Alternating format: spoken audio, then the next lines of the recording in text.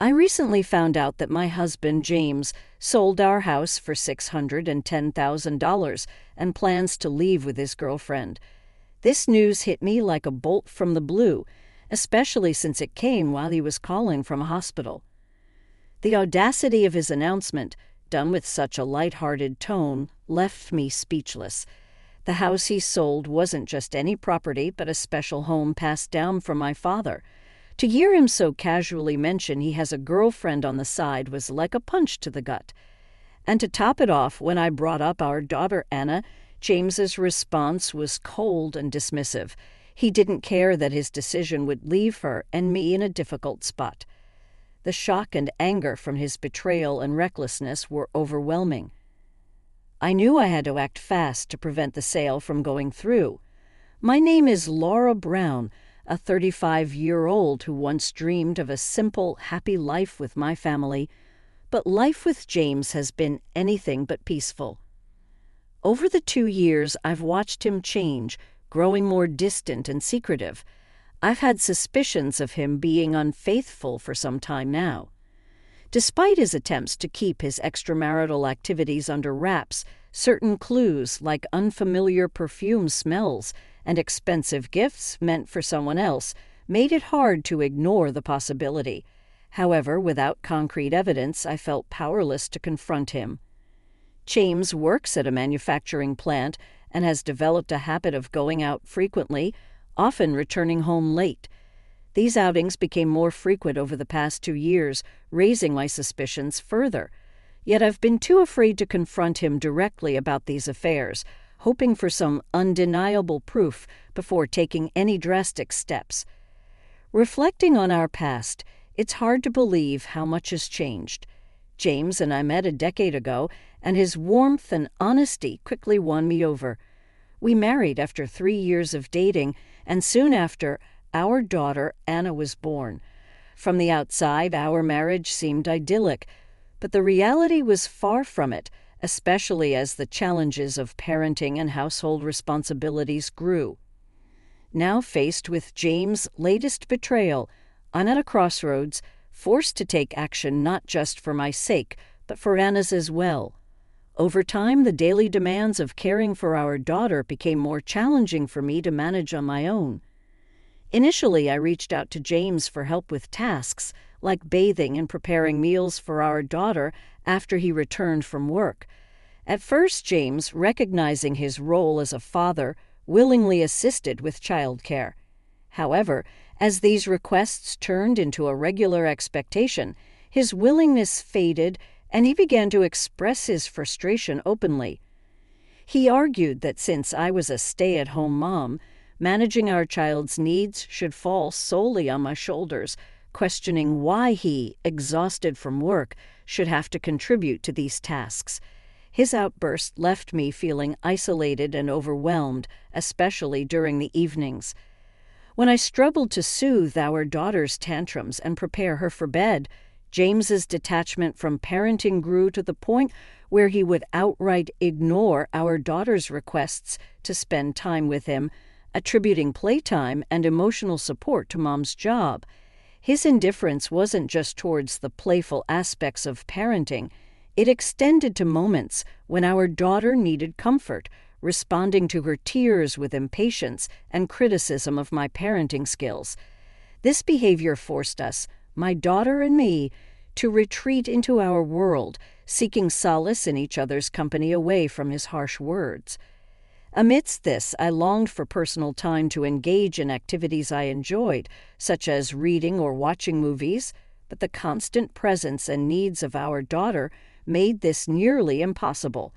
Meanwhile, James seemed to freely enjoy his interests without considering the imbalance in our household responsibilities or the impact of his verbal abuse on us.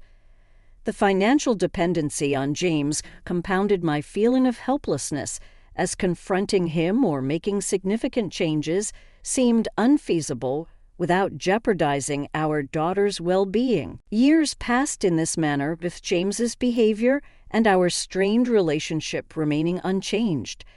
The compassionate and engaged partner I once knew had completely vanished, replaced by someone disconnected and critical. I navigated our daily lives with the primary goal of avoiding conflict and ensuring our daughter's needs were met, despite the growing toll on my well-being. One day, as my daughter and I were drawing together, she complimented my art, suggesting I could pursue drawing as a career. Her innocent encouragement reminded me of my past aspirations and talents, which I had set aside. Her words, filled with admiration and joy for the simple Photoshop I created, sparked a moment of clarity and hope. Despite the challenges, her belief in me offered a glimpse of a potential path forward, one where my passions and skills could provide a new beginning for us. Despite the challenges at home, drawing remains a cherished hobby of mine. I often share my artwork with my friends Margaret and Carol, who never failed to express their admiration. They marvel at my ability to create such beautiful Photoshop. Considering the difficult situation with James, my husband, whose temperament can be quite challenging, Anna, our daughter, has blossomed into a remarkable young girl embodying honesty and positivity that contrast sharply with my reserved demeanor. She's well-liked at school, a testament to her friendly and open attitude, and even her teachers hold her in high regard. When Anna shared her appreciation for my drawings, it was a moment of pure joy for me. Her acknowledgement and the pride she expressed in having a mother who draws filled me with newfound confidence. Her happiness became a beacon of hope for me, a reminder that there's still joy to be found in our lives together. In those moments, I find the strength to continue cherishing the simple yet profound joy of Anna's smile. One evening, James returned home in a state of inebriation, a sight becoming all too familiar and concerning after he passed out. I discovered a motel receipt in his pocket, concrete evidence of the infidelity I had long suspected but never confirmed. This discovery stirred turmoil within me, prompting me to contemplate my next steps carefully. The following day, after James left and Anna was at school, I couldn't shake off the thoughts about the hotel receipt. I had always chosen to wait for undeniable proof before confronting James about his possible affairs. Now, faced with such evidence, I felt compelled to address the issue head-on, but I was uncertain about how to approach the situation. Amidst my contemplation, an unexpected call from an unknown number caught me off guard. It was the General Hospital informing me that James had been admitted for emergency surgery related to a severe kidney condition. The news that he might need a kidney transplant was shocking and overwhelming. Despite the pain and betrayal caused by James's actions, the thought of losing him was unbearable. I wanted him to recover, to have a chance at life. The hospital staff explained the urgent need for a compatible donor and the process of testing for donor compatibility. As I absorbed this information, my feelings were a mix of concern for James's health and the complexity of our situation. The prospect of a kidney transplant was daunting, yet it presented a critical moment for reflection on what lies ahead for our family. Through the sleepless night that followed, my thoughts were consumed with James's condition and the significant decisions we faced, highlighting the unpredictable nature of life and the importance of compassion even in the most trying circumstances. In a surprising turn of events, I was identified as the most suitable candidate for a kidney transplant for James, my husband. Given James's unique situation as an only child and the ill health of his parents, it fell upon me to consider this significant gesture.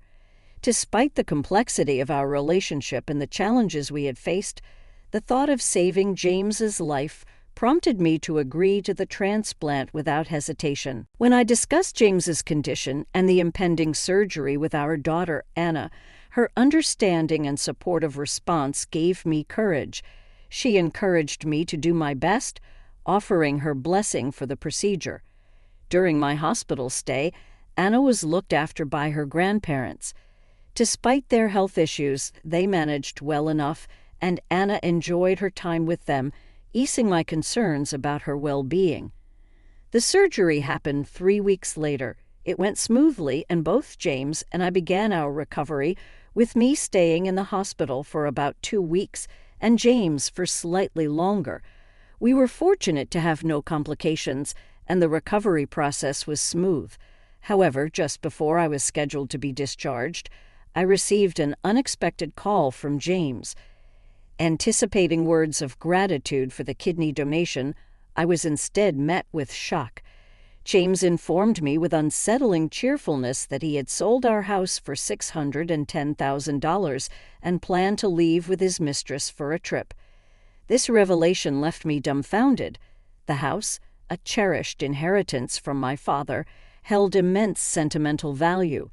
James's disregard for our family and his decision to leave, especially after such a significant medical procedure, was bewildering.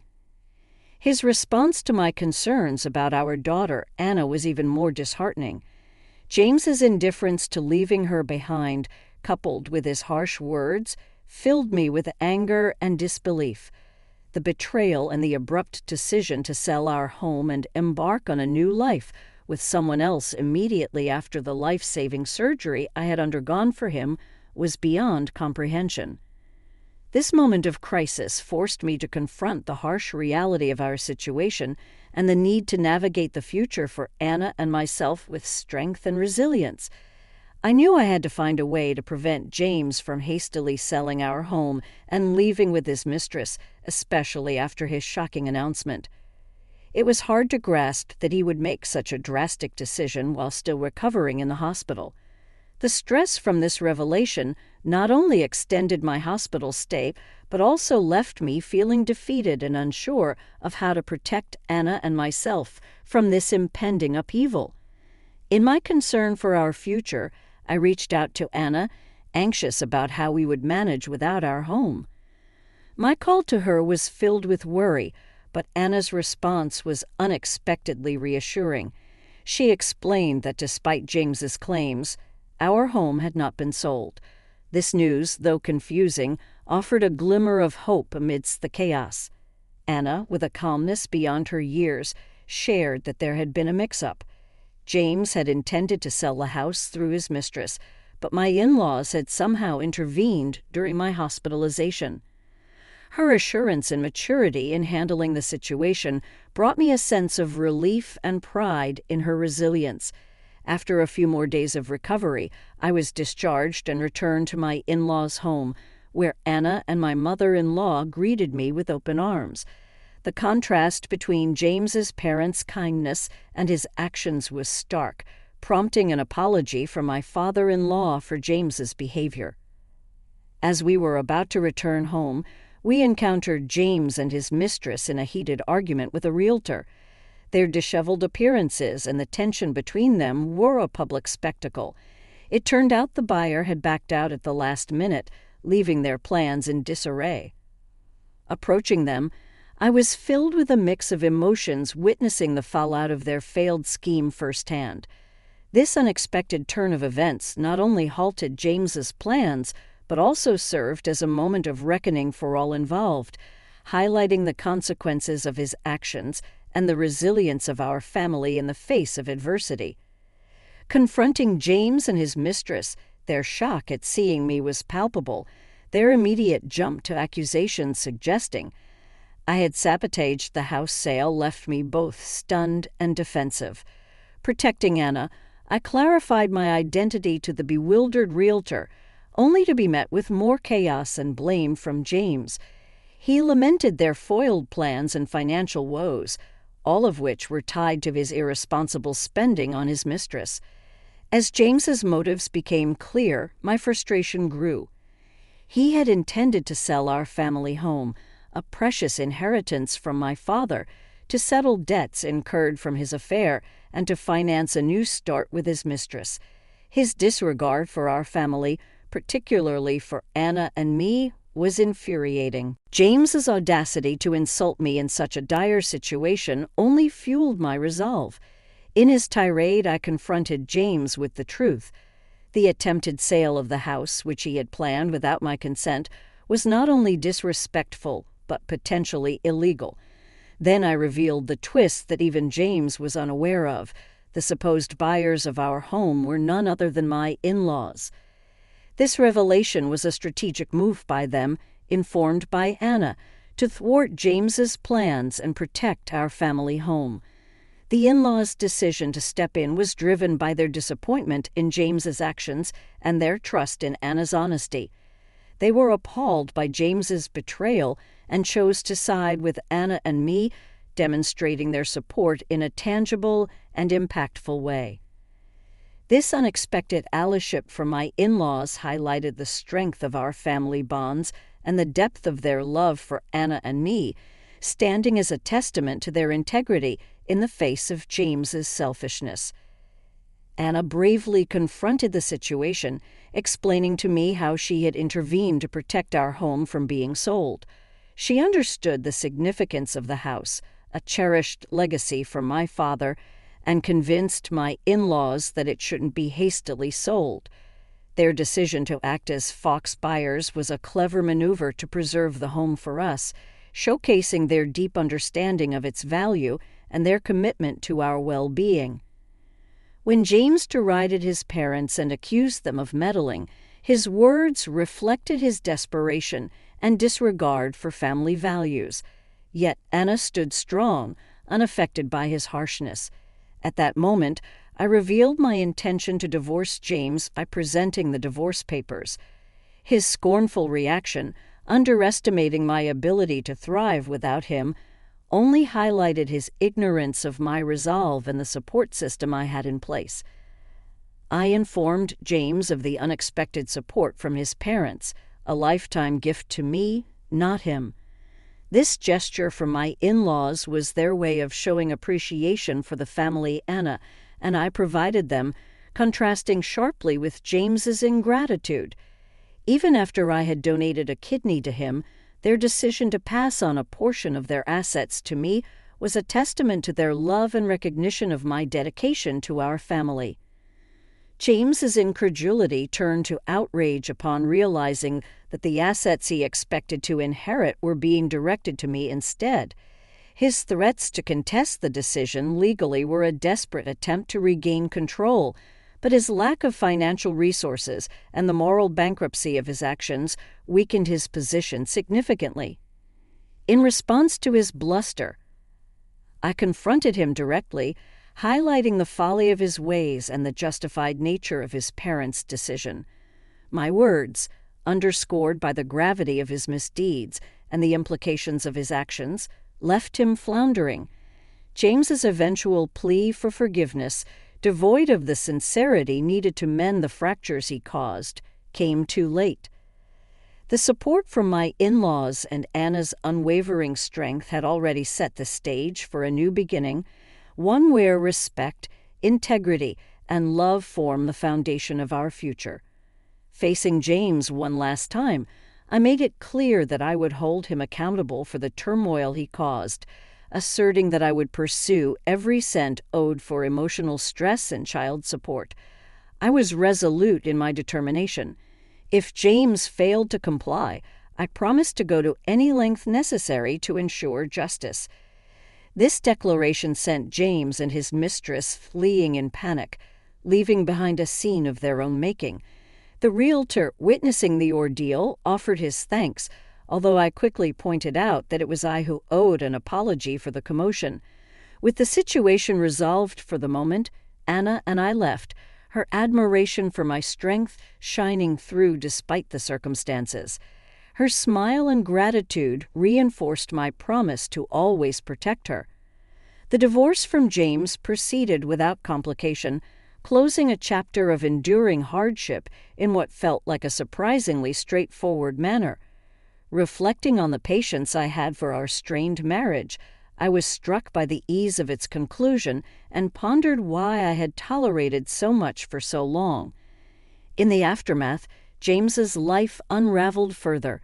His financial recklessness and the end of his affair, compounded by job loss due to company cutbacks and his probable misconduct, painted a picture of his rapid decline. Left with no choice but to accept part-time work, James's new reality was a stark contrast to his previous bravado, a fitting outcome for his actions. As for me, Anna's encouragement led me to pursue a career in Photoshop, supported by the generosity of my in-laws. While still building my client base, the positive feedback on my work fuels my ambition. With every Photoshop, I'm reminded of the new path Anna and I are forging together, away from the shadows of the past and towards a future filled with hope and determination.